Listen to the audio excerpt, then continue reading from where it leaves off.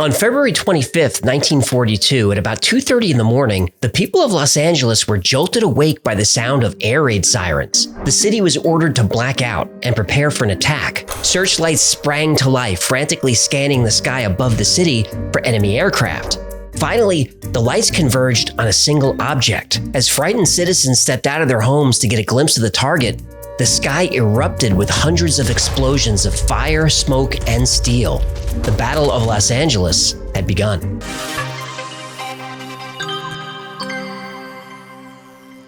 After the December 7th attack on Pearl Harbor, the entire west coast of the United States was on edge. Henry Stimson, the Secretary of War, warned that American cities should be prepared for attacks from enemy forces. Blackouts and nightly curfews were common from Alaska all the way to San Diego, and rumors circulated about Japanese battle groups invading the coast and of enemy spies infiltrating the local population. In the early morning of February 23rd, just weeks after the Pearl Harbor attack, the Japanese submarine I-17 stalked off the coast of Santa Barbara. It quickly surfaced, fired 25 explosive shells at an oil field, then slipped back beneath the sea. Though the physical damage was minor, the psychological message was clear. America's coast was vulnerable to any attack at any time. The word went out from U.S. military intelligence. West Coast cities should brace for an attack within the next 8 to 12 hours. The entire LA area was put on high alert. And early the following day, just after 1:30 in the morning, a radar station picked up a strange object in the sky over the Pacific, about 200 miles from LA. By 2 a.m., 2 other radar stations confirmed the object, now only 120 miles off the coast. It was big, moving fast, and headed directly for the city. By 3 a.m., the object, which was now reported as about 25 planes at 12,000 feet, was just off the coast of Santa Monica, only a few miles from downtown LA. The city was ordered to black out. Anti-aircraft batteries were spun up, manned, loaded, and told to shoot on sight. Then suddenly, the object vanished from radar. It disappeared. Well, from radar, yes, but visual sightings were coming in from all over the city. Some people reported seeing one large ship. Others saw multiple aircraft flying in formation. At about 3:15 a.m., the 37th Coast Artillery Brigade saw 6 planes, and for the next hour, anti-aircraft explosions lit up the sky. As shrapnel rained on the city below, sightings continued to come in. The large object had turned south and eventually disappeared over Long Beach. At 4:14 a.m., all clear was sounded, and a few hours later, the blackout order was lifted. When the sun came up and the smoke cleared, over 1,400 high-explosive artillery shells and countless .50 caliber rounds had been fired. Several people on the ground had been killed in car accidents or died of heart attacks from the stress of the barrage, but there was no evidence of any downed aircraft. No bombs had been dropped. The only damage was from friendly fire. So civilians and military personnel alike were asking, what were we shooting at? In the 80 years since the Battle of Los Angeles, LA has been one of the busiest hotspots in the world for UFO sightings. And some of these reports come from highly credible, experienced military sources. And these sightings are covered in Project Blue Book, the Air Force program that investigated over 12,000 UFOs between 1952 and 1969. And Project Blue Book was able to identify the vast majority of the sightings as birds, clouds, Weather balloons. Right.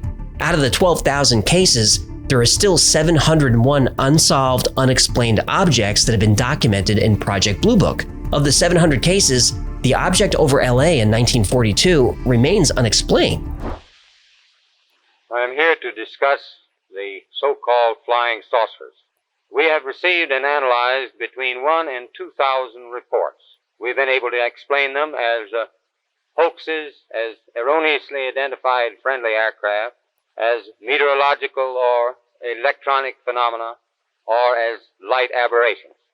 However, there have been a certain percentage of this volume of reports that have been made by credible observers of relatively incredible things. We can say that the recent sightings are in no way connected with any secret development by any agency of the United States. A Japanese air attack was the most logical explanation. Even though 250 anti-aircraft guns filled the sky with explosions and shrapnel, there were no confirmed hits or downed targets. After the war, the Japanese military claimed they had no aircraft in the area at that time, just the one sub. A local police officer claims he saw 2 planes shot down, but there was no evidence of that on the ground. Secretary of the Navy Frank Knox said this was just a false alarm, an overreaction due to jitters, but the Army disagreed. They said the alert was absolutely real. The Army report said as many as 15 planes may have been involved, flying at various speeds and altitudes. The after-action reports from the 4th Anti-Aircraft Command gives us a timeline of what transpired that morning. At 2:43 a.m., a gun officer reports identified planes near Long Beach. At 3:28 a.m., Battery G of the 78th Coastal Artillery reports at least 25 heavy bombers in the area.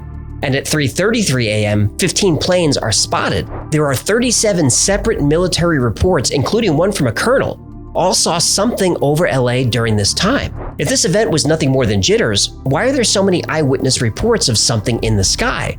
And how does that explain 3 separate radar hits? Radar tracked an object for 45 minutes for over 100 miles. So what was it? Well, let's look at the clues. Major Keyhole, what is your opinion of these new sightings of unidentified objects?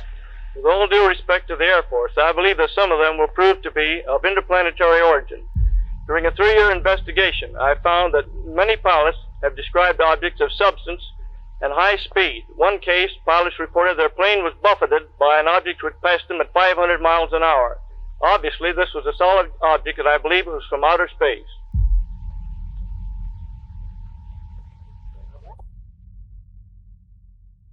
Supporters of the UFO theory say the radar hits are absolute proof of a UFO. But remember, this is 1942. Radar technology wasn't perfect. A World War II radar system could be thrown off by weather, birds, or any number of naturally occurring phenomena. In fact, one of the 3 radar operators reported the target as being doubtful. There's a 70-page report in Project Blue Book of a UFO spotted just south of LA a few years later. It was tracked on radar for 8 hours and seen by 30 people. Helicopters and jets were dispatched to track it, but there was nothing there. The official report is radar was confused by the weather and eyewitness accounts were due to people's overreactive imaginations. Skeptics say this is what happened in 1942. 30 people imagine the same thing.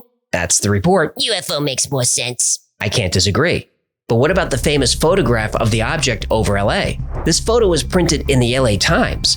We can clearly see the searchlights converging on something in the sky which is in the shape of a saucer or a football. But it turns out this photo was enhanced and possibly retouched.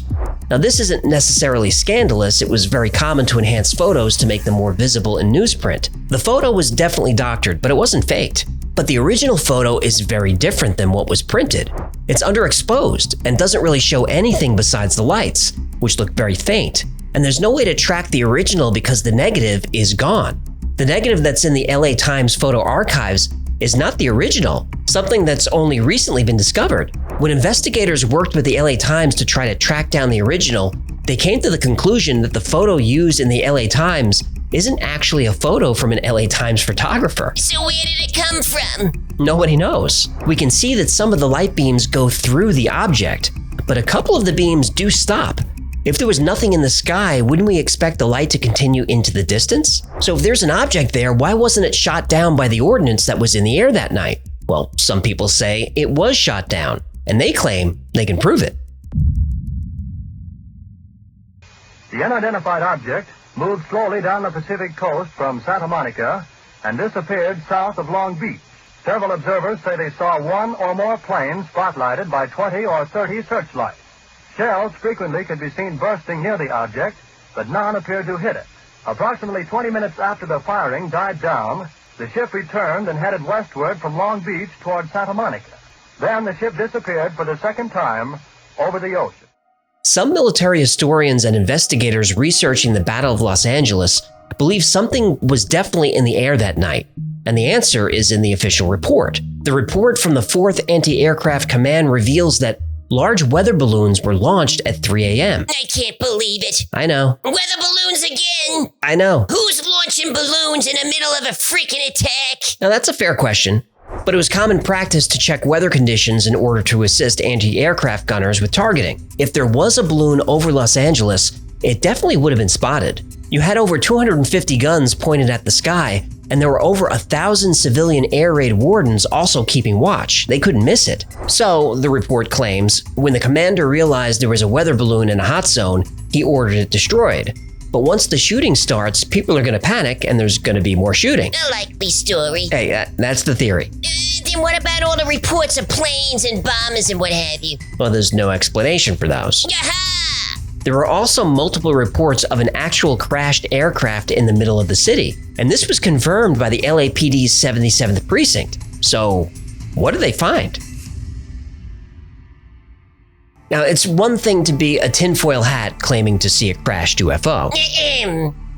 No offense. None taken. But it's another thing when there's an actual police report about it. But the official government responses, whatever fell from the sky, was likely shrapnel and burnt embers from all the exploding shells. Obviously, the government had to explain what happened, especially with this level of war paranoia.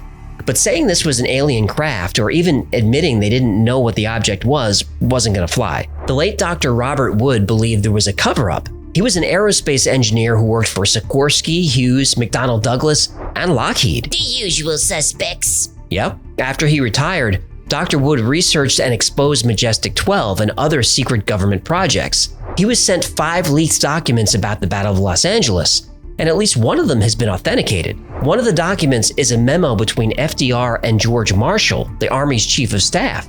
It's dated 1 week after the incident. The memo says that 2 craft were shot down, one over the ocean and another over the San Bernardino Mountains near LA.